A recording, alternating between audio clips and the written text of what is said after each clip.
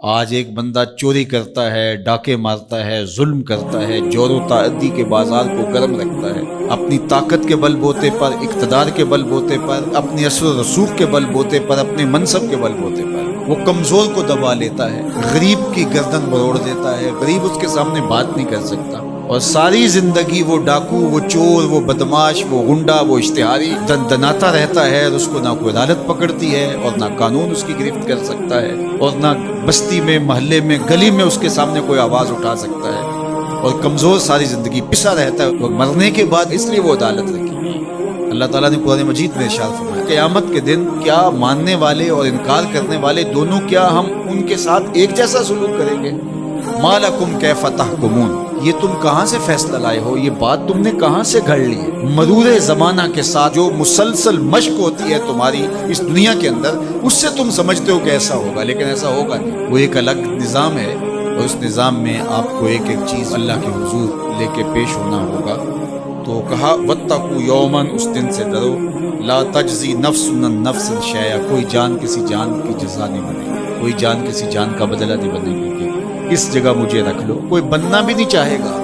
اگر کوئی بنانا بھی چاہے تو کوئی بننا ہی نہیں چاہے گا۔ یوم یفر المرء من اخیہ وامہ وابیہ، اس دن باپ بھی کہے گا کہ میں اس کا ذمہ دار نہیں ہوں، بیوی کہے گی میں اپنے شوہر کی ذمہ دار نہیں ہوں، بیٹا کہے گا میں اپنی ماں کا ذمہ دار نہیں ہوں، ماں کہے گی میں اپنی بیٹی کی ذمہ دار ہوں، اور وہ ایک دوسرے سے جان چھڑا رہے ہوں گے۔ جب ماں بھی جان چھڑا رہی ہوگی، بتائیے وہ دن پھر کس طرح نفسی نفسی کا ہوگا۔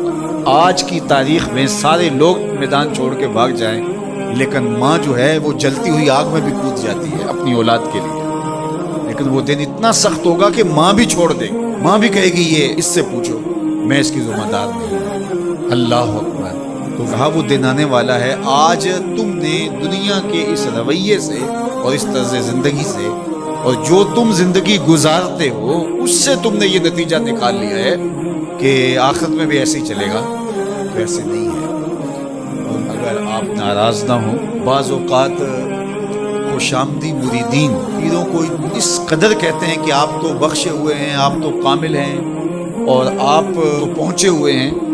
اور وہ سن سن کے بچپن سے جب آنکھ کھولتا ہے وہ شہزادہ آغوش مادر سے، جب نکل کے وہ خانقاہ کے ماحول میں آتا ہے تو وہ یہی سنتا ہے کہ یہ کوئی الگ مخلوق ہے، تو آہستہ آہستہ اس کی طبع کے اندر بھی یہ راسخ ہو جاتا ہے کہ مجھے تو کوئی پرسش نہیں ہوگی، میں تو شریعت سے، قانون سے، اخلاقیات سے مبرہ ہوں۔ ہم نے دیکھا ہے کہ پیروں کے بیٹے بالکل نوخیز بچے بوڑھے سفید داڑھیوں والوں کی تذلیل کر رہے ہوتے ہیں اور ان کو غلاموں کی طرح سمجھ رہے ہوتے ہیں۔ ان کا خیال ہے کہ ہم ان کے اوپر جو ہے وہ کوئی حاکم بن کے ہیں۔ یہی سیاستدانوں کا حال ہے، یہی باقی طبقات کا حال ہے۔ تو وہ ماحول ایسا ان کو دیا جاتا ہے، اور وہ پھر آہستہ آہستہ یہ سمجھتے ہیں کہ ہم تو بخشے ہوئے ہیں، اور ایسا ہوتا ہے کہ وہ بیچارے دعا سے بھی محروم ہو جاتے ہیں۔ میں نے دیکھا ہے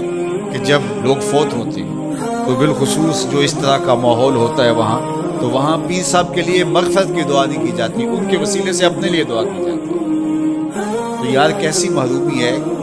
کہ جو دعائیں مغفرت کی، غفران کی، باوجود کے پیغمبروں کے دامن پہ کوئی گناہ کا دبا اور داغ نہیں تھا، لیکن اللہ سے وہ استغفار بھی طلب کرتے رہے اور اپنے لیے غفران و رحمت کی دعائیں بھی مانگتے رہے۔